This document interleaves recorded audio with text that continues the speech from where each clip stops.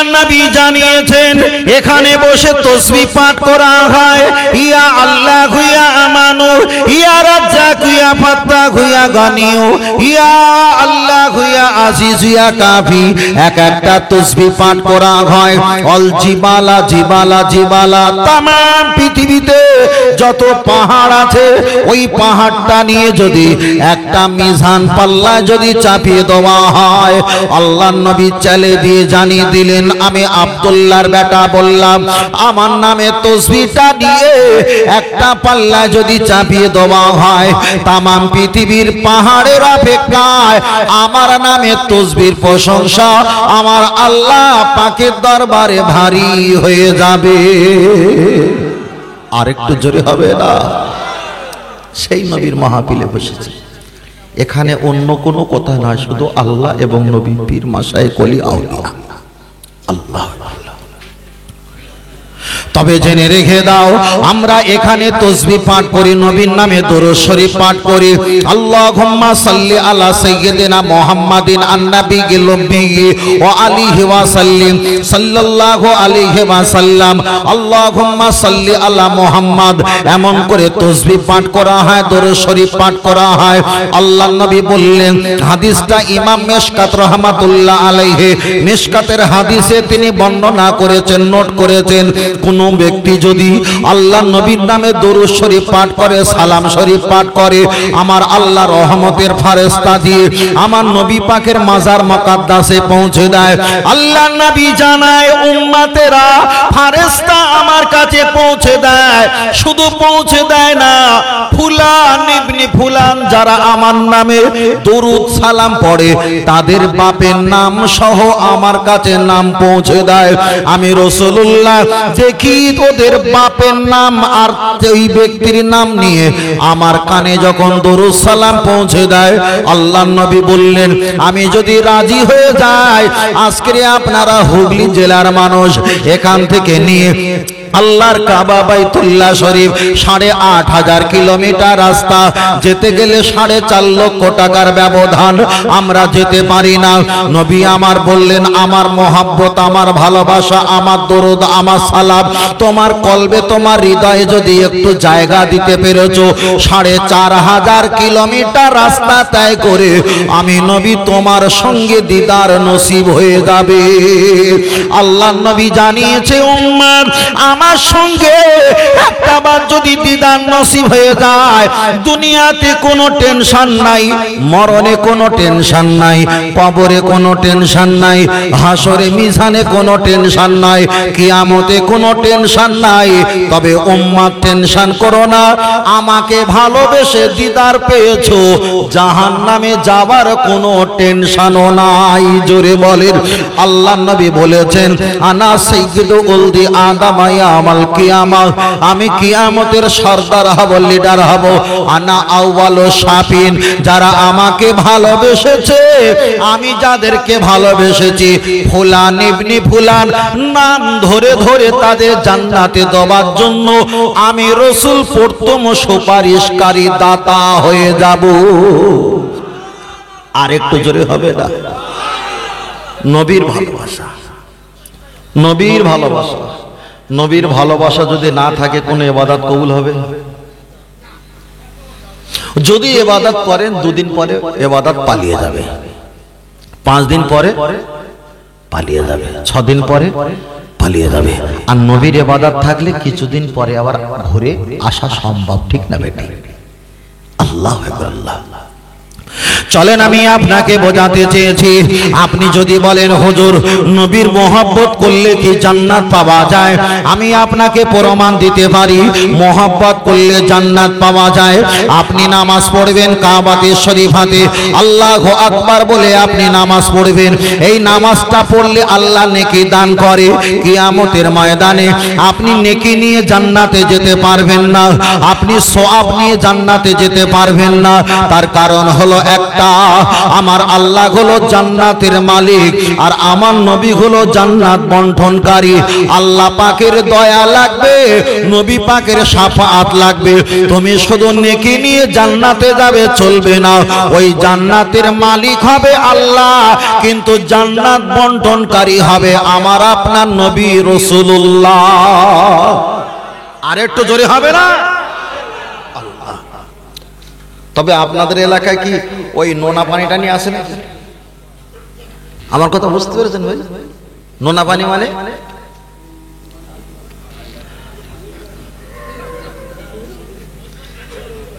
না না না না, নোনা পানি মানে কি জানেন? আচ্ছা পরে বলছি, ছেলেরা বুঝতে পেরেছে। বাচ্চা থেকে বড় ভাইরা এখন ব্রেন গরম হয়ে গেছে এখন। আল্লাহ, ও আমার বাচ্চারা, আমি আপনাকে বোঝাতে চেয়েছি, আপনি যদি বলেন মহব্বত নিয়ে কি জান্নাতে যাওয়া যায়, অবশ্যই মহব্বত নিয়ে জান্নাতে যাওয়া যায়। আল্লাহর নবী জানিয়েছে সবচাইতে বড় তেলাওয়াত আফদাল তেলাওয়াত তেলাওয়াতুল কোরআন, সবচাইতে বড় তেলাওয়াত হলো আল্লাহ পাকের কোরআন। আল্লাহর নবী হাদিস শরীফে বললেন, মান করা আল কোরআন হারফান ফালাহু আশরু হাসানা, একটা করে কোরআন শরীফের অক্ষর পাঠ করলে 10টা করে নেকি পাওয়া যাবে। আমরা নবীর মোহাব্বত করি, আমরা সুন্নি ও জনতা, আমরা আহলে সুন্নাত ওয়াল জামাত, আমরা হানাফি মাযহাব, আমরা পীর ওলিকে ভালোবাসি, আমরা নবীকে ভালোবাসি। আমাদের ভালোবাসাটা জান্নাত পাওয়া যাবে কিনা তার একটা প্রমাণ দিয়ে আগিয়ে চলে যাওয়া যাক। আল্লাহর নবী বললেন, একটা কোরআন শরীফের অক্ষর পাঠ করলে আশরাতুন হাসানা, আল্লাহ 10টা করে নেকি দান করে। কোরআন শরীফে ঈসা, মুসা, দাউদ, শুআইব, জাকারিয়া, লূত, ইব্রাহিম, পৃথিবীতে যত নবী এসেছে সবচাইতে নবী মুসা আলাইহিস সালামের নাম আমার আল্লাহ কোরআনে বেশি দিয়েছে। খালি একটা করে অক্ষর পাঠ করলে 10টা করে যদি নেকি পাওয়া যায়। নবী মুসা আলাইহিস সালামের নাম দুটো অক্ষর, মিম সিন মুসা, একটা অক্ষরে যদি 10টা হয়, দুটো অক্ষরে হবে কয়টা? 20টা। ওই কোরআন শরীফটা যদি আপনি নাজরা পড়েন, হদর পড়েন, সবিনা পড়েন, আপনি যদি কোরআন শরীফটা তেলাওয়াত করেন, মাখরাজের সঙ্গে কেরাত পড়েন, নামাজে যদি পড়েন, ওই কোরআন শরীফে ফেরাউনের নাম লেখা আছে। আপনি যদি ফেরাউনের নাম একবার যদি পাঠ করেন কোরআনের আয়াত অনুযায়ী, ফারাইয়া আইনাউন খমসা, 5টা অক্ষর আছে, তাহলে মুসা নবীর নাম বললে 20টা নেকি হবে, ফেরাউনের নাম বললে 5টা অক্ষরে 5 10 কে 50টা নেকি হবে। এবার আপনি একটা বার বলেন, পরকালে আল্লাহ পাকের জান্নাত পাওয়ার জন্য আপনি ফেরাউনের নাম জিকির করবে, নাম নবী মুসা আলাইহিস সালামের নাম জিকির করবে।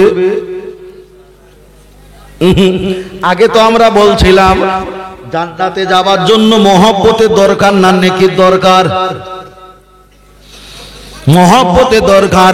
তাহলে ফেরাউনের নাম আপনি যখন জিকির করবে, আপনি সারাটা জীবন যদি জিকির করেন, ফেরাউনের দিদার নসিব হয়ে যাবে। আর ফেরাউনের সঙ্গে কিয়ামতের ময়দানে আপনার আল্লাহ আমার আল্লাহ ফেরাউনের লাইনে তোমার লাইনটা দাঁড় করিয়ে দেবে। পৃথিবীতে যাকে ভালোবেসেছো তার সঙ্গে তোমার হাসর নাসর হবে।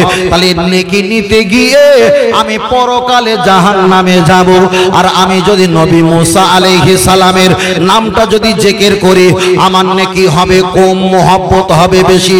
আল্লাহর নবী বলেছেন, কুল্লু নবিয়্যিন মাসুম, নবীরা নিষ্পাপ বেগুনা মাসুম। তাহলে একটা নবীর মহব্বত যদি আমার অন্তরে, আমার হৃদয়ে যদি একটা বার তৈরি হয়ে যায়, আল্লাহর নবী হাদিস শরীফে বললেন, আলমার ও মানা হাব্বা, ওই নবী মুসা যদি জান্নাতি হয়, আমার আল্লাহ তোমার মতো মহব্বতকারী ব্যক্তিকে ওই ব্যক্তির ওসিলায় ও জান্নাতে হাজির করিয়ে দেবে। তাই আমরা বলি নেকি দিয়ে জান্নাত পাওয়া সম্ভব নয়। জান্নাত যদি পেতে হয় আমার নবীর মহব্বত, আর নবীর মহব্বত করলে অটোমেটিক আল্লাহ নেকি হাজির করিয়ে দেয়। মাথায় টুপি দিয়েছেন কার জন্য? আমার নবী দিয়েছেন, তাই তো। মুখে দাড়ি রেখেছেন কিসের জন্য? নবী দিয়েছিলেন তাই। এটা নবীর মহব্বত না মহব্বত নয়? তাহলে নবীর মহব্বতে দাড়ি যখন রেখেছি, মাথায় যখন কিছুক্ষণের জন্য টুপি দিয়েছেন, নেকির পিছনে ছুটিনি, নবীর পিছনে ছুটেছি, যখন ব্যবহার করেছি নবীর মোহাব্বতের কারণে আল্লাহ নেকি অটোমেটিক দিচ্ছে। তাহলে নেকির পিছনে ছুটবে না মোহাব্বতের পিছনে ছুটবে? আমার কথা বুঝতে পারছেন? মোহাব্বতের পিছনে ছুটবো, নেকি চলে আসবে। আলাদা নেকির জন্য ছোটার দরকার নেই, শুধু নবী যেটা করতে বলেছে সেইটা করো।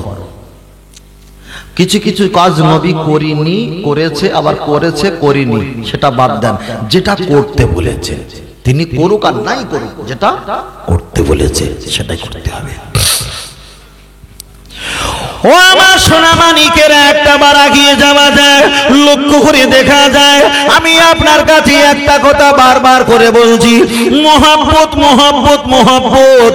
আল্লাহর নবী হাদিস শরীফে বললেন, কিয়ামতের ময়দানে যখন কেউ কারোর হবে না, আমি রাসূল মাতব্বার হেড হব, লিডার হব।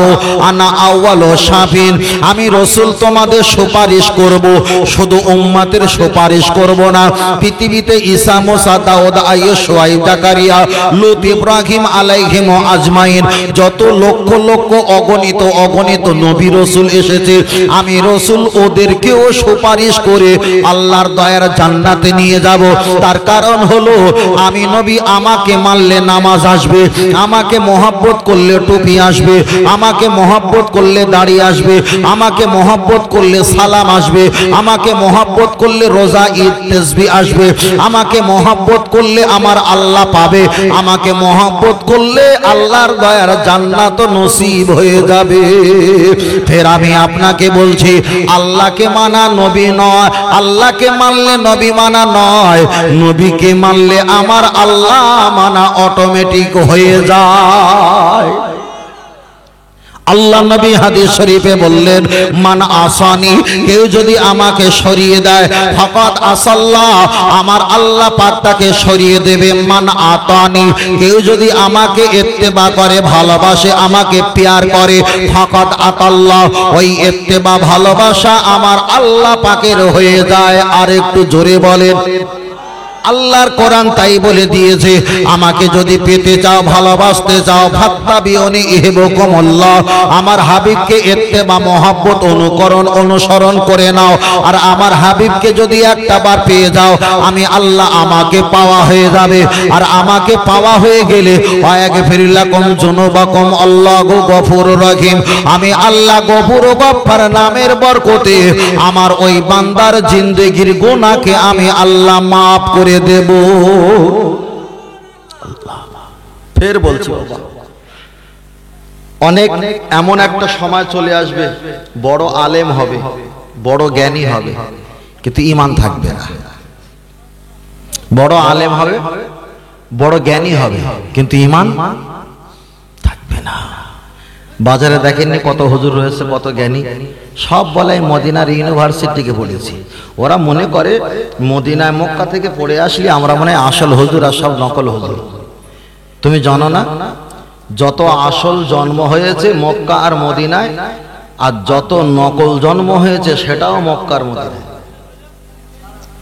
তার কারণ, যেখানে নবাব সিরাজ দৌলতের জন্ম, সেখানেও মির্জাফরের জন্ম। যেখানে নবাব সিরাজ দৌলতের বাড়ি, সেখানেও মির্জাফরের। পৃথিবীর শ্রেষ্ঠ কাবা হলো মক্কা শরীফের। পৃথিবীর শ্রেষ্ঠ ঘর তো বাবু ওই মক্কা শরীফের পাশে আবু জাহেলের ঘর ছিল। আমার নবীর চাইতে আবু জাহেলের ঘর ছিল কাবার কাছাকাছি। তাহলে যেখানে শ্রেষ্ঠ কাবা আছে, সেখানে শ্রেষ্ঠ আবু জাহেলের ঘর আছে না নাই? আছে।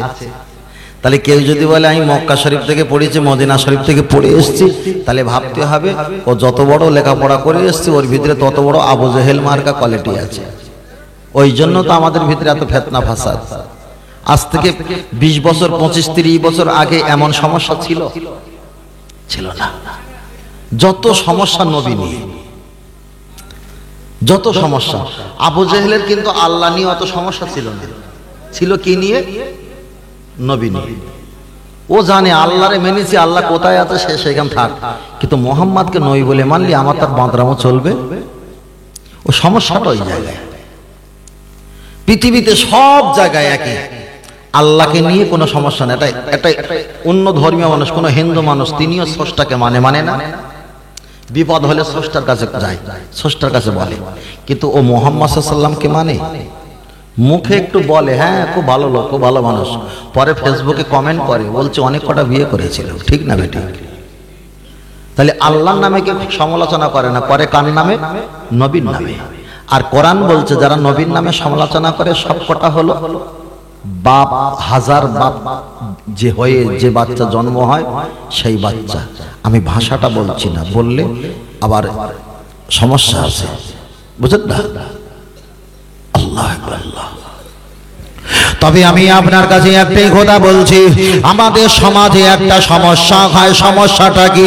আমাদের সমাজে দুনিয়াতে আল্লাহ সন্তান দেয়, আমাদের সমাজে দুনিয়াতে আল্লাহ দেখা যাচ্ছে মেয়ে সন্তান, ছেলে সন্তান দেয়। এখানে আমার অনেক অনেক সোনার মানিকেরা বাচ্চারা বসে আছেন। আল্লাহ নবী হাদিসটা মিশকাত শরীফে বলেছেন, ছোট ছোট বাচ্চা বেগুনা মাসুম, এরা হলো জান্নাতি ফুল, এরা হলো জান্নাতি ফুল। কোন ছোট ছোট বাচ্চা যদি মায়ের গর্ভে 10 দিন 20 দিন 1 মাস 2 মাস পরে যদি মারা যায়, ওই বাচ্চাটা যদি মারা যায়, আল্লাহ নবী বলেছেন আব্বা মা যদি ধৈর্য আর সবর যদি ধরে থাকে, কিয়ামতের ময়দানে জান্নাতে চলে যাবার পর ওই সন্তানটা আব্বা মায়ের খেদমতের জন্য আল্লাহ বাবুর্চি বানিয়ে দেবে। দেখা হবে। ও আমার জওয়ান যুবকের, আমি আপনাকে বোঝাতে চেয়েছি আল্লাহ নবী জানিয়েছেন ওরা বেগুনা মাসুম। ওদের দিকে তাকিয়ে কোন একটা এতিম বাচ্চা যদি থাকে, তার মাথায় যদি হাত বুলিয়ে একটু হাসি যদি ফুটিয়ে দেওয়া হয়, আল্লাহ নবী বলেছেন আমি রাসূল আমার মাথায় হাত দিয়ে যেমন হাসি ফুটালে যতটা আল্লাহ খুশি, আল্লাহ রাজি হয়ে যায়, আমার আল্লাহ অতটা রাজি হয়ে যাবে। তবে আজকে আমি আপনার কাছে একটাই কথা বলবো, আমাদের সমাজে একটা বড় একটা মার্ডারকারী, হত্যাকারী সবচাইতে বেশি আমাদের সমাজে চলছে। মার্ডার আর হত্যা বেশি চলছে। তার কারণ হলো আপনাদের মার্কেটে কোনো ব্যক্তিকে যদি একজন হত্যা করে, এলাকায় খবর হয় তছনছ হয়ে যায়। ওই ব্যক্তি দোষ করুক আর নাই করুক, তিনি যদি মারা যায়, কেউ যদি মেরে দেয়, তাহলে সমস্ত সোশ্যাল মিডিয়ায় ভাইরাল হয়ে যায়, অমুক ব্যক্তি মারা গেছে, অমুক জন কতল করে দিয়েছে। কিন্তু আমাদের এলাকা একটা বার খুঁজে খুঁজে দেখো, প্রতি বাড়িতে বাড়িতে মার্ডারকারী, হত্যাকারী আসামি পাওয়া যাবে।